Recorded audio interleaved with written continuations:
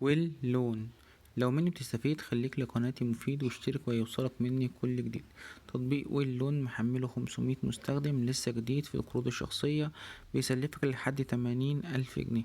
كل المطلوب منك ان انت تحمل التطبيق وتعمل مستخدم جديد. هيطلب منك صورة البطاقة وصورة شخصية، صورة سيلفي، وبعد كده جهات الاتصال، ثم معلوماتك المصرفية، فودافون كاش أو أي محفظة إلكترونية أو حساب بنكي، وقدرتك على الدفع في العمل، ثم جهات الاتصال بتاعتك، قصدي الصور والفيديوهات، ثم بعد كده حسابات السوشيال ميديا بتاعتك، واتس، فيس، وهكذا.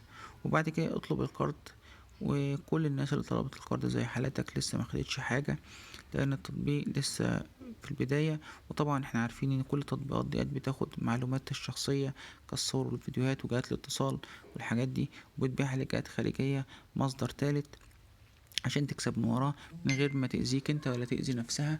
لان التطبيقات دي انت عارف ان هي مبتقعدش مدة الا وبتخلص او بتنتهي وبيتبلغ عنها، فبيظهر تطبيق جديد باسم جديد، عسى ان انت تخش عليه برضو ويعشموك في 80,000 ونص مليون و200,000 وهكذا. لكن مفيش تطبيق من دول بيدي حتى 2000 جنيه قرض شخصي، واقصى حاجة لما بيديها لك على اسبوع، خلال الاسبوع لو ما دفعتش بيهددك بالصور والفيديوهات اللي هو واخدها منك، لان هو ما بيديكش قرض الا وبيبقى واخد من موبايلك كل الداتا اللي هي يعني تعوضه فلوسه، او ترجعك انت لو حصل اي تلاعب منك ولا حاجه في الفلوس دي. لو ما كنتش اعرف المعلومات دي كلها وعرفتها مني، يا ريت ما تحملش تطبيقات القروض الشخصيه في مصر، لانها كلها تطبيقات سرقه بيانات وبس، وفضايح وجرس، وناس بتتصل بيك تهددك وبتبتزك باللي انت خدته من موبايلك.